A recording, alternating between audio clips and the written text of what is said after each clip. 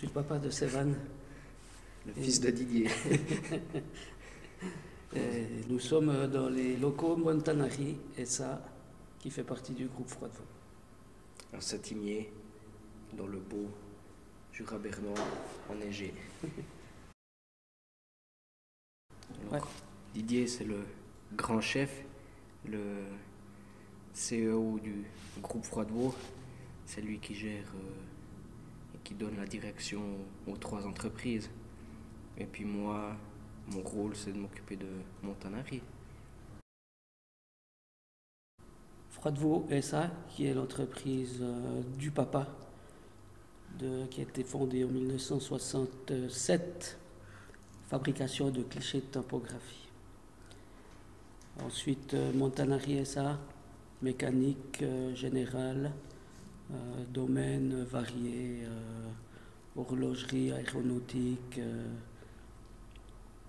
et métallurgie, pas métallurgie, le domaine de la machine-outil, outillage,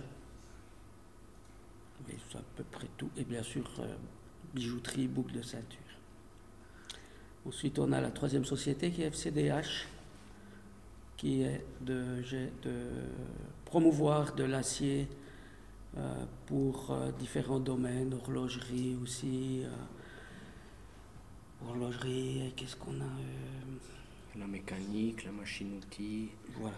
Tous les domaines qui utilisent de l'acier. Et puis surtout, on a cette expertise de A jusqu'à Z. C'est pas juste on voit un bout d'acier, mais c'est on conseille, on recherche et puis on guide le client jusqu'à qu'il ait trouvé la solution adéquate avec son acier, on peut dire. Voilà, c'est création de type de matière, de type d'acier. Moi, c'est mon rôle, c'est de gérer les 3 sociétés. Tous les jours, je passe dans la première, gérer la journée. Ensuite, c'est Montanari, voir le travail. Et avec Henri, gérer aussi le futur, les projets. Et puis mettre tous ces travaux en place. Alors pour moi, c'est un peu différent. J'aide le papa comme dans certaines tâches administratives, je pense, c'est juste. C'est juste. Et puis après, chez Montanari, c'est vraiment gérer. Alors j'ai des collègues qui m'aident à gérer la production, mais après, on est vraiment en train d'évoluer. Donc il y a beaucoup on a changé de RP, démarcher des nouveaux clients, aller les rencontrer, mettre des productions en place, et puis c'est vraiment tout ça. Et après, gérer les collaborateurs, gérer les petits ennuis. On ne sait pas ce qu'on va faire le matin quand on se lève. On peut choisir, mais ça ira jamais comme on a défini. On a toujours des aléas. C'est juste, surtout dans cette période. Oui. Moi, j'ai toujours fait ça, déjà en culotte courte, avec le papa. Donc, c'est une passion. Alors, j'ai pas toujours fait ça, mais c'est vrai qu'on a grandi là-dedans. On a toujours connu l'entreprise familiale. Puis je trouve que c'est toujours des beaux projets. Puis c'est toujours agréable de se dire c'est le grand-papa qui a construit quelque chose. Le papa est passé par là. Et puis on est cette 3e génération où c'est gratifiant. Puis après, pour l'industrie en général, on a beaucoup cherché à automatiser, à raccourcir, à optimiser. Mais on a beaucoup cherché à automatiser, à optimiser les productions et même à délocaliser certaines choses. Mais après, on voit qu'on a quand même un certain savoir-faire, une certaine flexibilité ici en Suisse. Mais tous ces changements, on a essayé plein de choses et puis je pense qu'on revoit que l'être humain il a quand même certaines connaissances, certaines choses qui sont irremplaçables et qui resteront toujours irremplaçables. Non, je trouve qu'on a perdu les connaissances. Dans la fabrication, dans les entreprises, on a perdu la connaissance, un savoir. On ne sait plus transmettre ou on ne veut plus prendre le temps de transmettre. On veut codifier on veut tout codifier comme un centre d'usinage CNC. On codifie et on passe plus le savoir manuel et les connaissances intellectuelles de fabrication. Et on perd beaucoup là on perd beaucoup de force, je pense.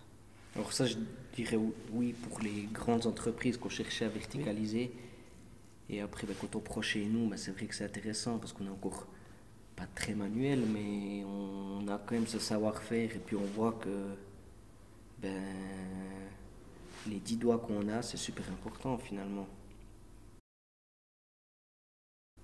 Je pense que la mécanique, on en aura toujours besoin d'une manière ou d'une autre. Mais